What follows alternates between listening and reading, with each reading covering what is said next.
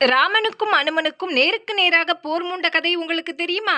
ராவணவதம் முடியுது, ராமருக்கு பட்டாபிஷேகம் ஏற்பாடு நடக்குது. அந்த நேரத்துல ஒரு பெரிய யாகம் செய்ய வசிஷ்டர், விஸ்வாமித்திரர் போன்ற பெரிய முனிவர்கள் எல்லாரும் அயோத்திக்கு வராங்க. யாகம் நடத்த ஏற்பாடு செய்யறாங்க. அந்த நேரத்துல சகுந்தன் அப்படிங்கிற ஒரு சிற்றரசன் வேட்டையாடிட்டு யாகசாலை பக்கமா வராரு. அவருக்கு யாகசாலையை பார்க்க ஆசையா இருந்துச்சு. ஆனா வேட்டையாடிட்டு நேரா யாகசாலைக்கு போக வேணாம்னு நினைச்ச சகுந்தன் தொலைவில் இருந்தபடியே வசிஷ்டர் போன்ற பெரும் முனிவர்கள் எல்லாருக்கும் என் வணக்கம்னு சொல்லிட்டு போக அதை நாரதர் கேட்டுட்டாரு. கலகம் பண்றதுக்கு அவருக்கு ஒரு நல்ல டாபிக் கிடைச்சிருச்சு. விஸ்வாமித்திரர் கிட்ட போய் நாரதர் சொல்றாரு, இந்த அரசன் சகுந்தன் வசிஷ்ட முனியின் பெயரை சொல்லி வணக்கம் சொன்னார், ஆனால் தங்கள் பெயரை சொல்லவே இல்லைன்னு விஸ்வாமித்திரரை உசுப்பேத்த கோபம் கொண்ட விஸ்வாமித்திரர் சகுந்தனை சபிக்க வாயை திறக்கிறாரு. டக்குன்னு அவர் வாயை தன் கையால மூடின நாரதர் விஸ்வாமித்திரர் கிட்ட சொல்றாரு, முனியே, அவனுக்கு சாபம் கொடுத்து உங்களின் தவ வலிமையை குறைத்துக் கொள்ள வேண்டாம். இந்த விஷயத்தை ராமரிடம் சொல்லி சகுந்தனை தண்டிக்க சொல்லுங்கள்னு நாரதர் சொல்ல விஸ்வாமித்திரர் நேரா ராமர் கிட்ட போய், ராமா, சகுந்தன் என்னை மதிக்கவில்லை. இன்று அந்தி சாய்வதற்குள் அவன் தலை என் காலடியில் விட வேண்டும்னு சொல்ல குரு விஸ்வாமித்திரர் பேச்சை தட்ட முடியாம ராமர் சகுந்தனை போரிட்டு கொள்றதுக்கு தன் நம்பையை எடுத்துக்கிட்டு போறாரு. அதுக்குள்ள நாரதர் சகுந்தன் கிட்ட போய் சொல்றாரு, சகுந்தனே,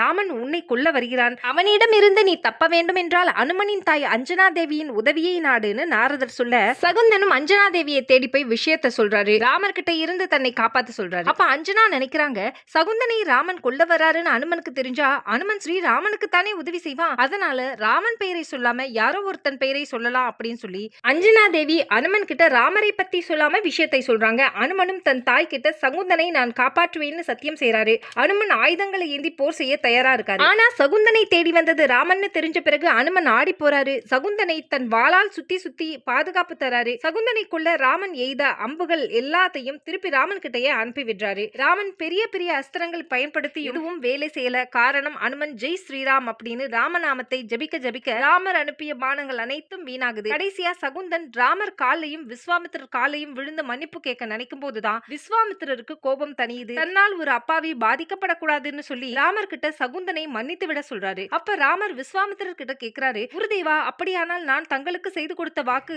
பொய்த்து விடுமே. அந்தி சாய்வதற்குள் அவன் தலையை கொய்து உங்கள் கால்களில் வைப்பதாக சொன்னேனேன்னு ராமன் கேட்க அப்ப நாரதர் சொல்றாரு, ராமபிரானே, சகுந்தன் தலை உங்கள் குருவின் காலடியில் தானே கிடக்க வேண்டும். உங்கள் வாக்கை நிறைவேற்றி விடலாம் அப்படின்னு சொல்லி நாரதர் சகுந்தனை கூட்டிட்டு வந்து அவனுடைய தலையை விஸ்வாமித்திரர் பாதங்களில் படும்படி மண்டியிட சொல்ல சகுந்தனும் அவ்வாறே செய்ய ராமரின் வாக்கும் நிறைவேறிடுச்சு. சகுந்தனின் உயிரும் காப்பாற்றப்பட்டுச்சு. அப்ப விஸ்வாமித்திரர் சொல்றாரு, ராமபிரானே, அனுமனுடனான போரில் உன்னால் ஏன் வெல்ல முடியவில்லை தெரியுமா? காரணம், அனுமனுக்கு உன் நாமத்தின் மீது இருந்த நம்பிக்கை. அவன் முணுமுணுத்த ஸ்ரீ ராமஜெயம் அவனை காத்ததுன்னு சொல்றாரு.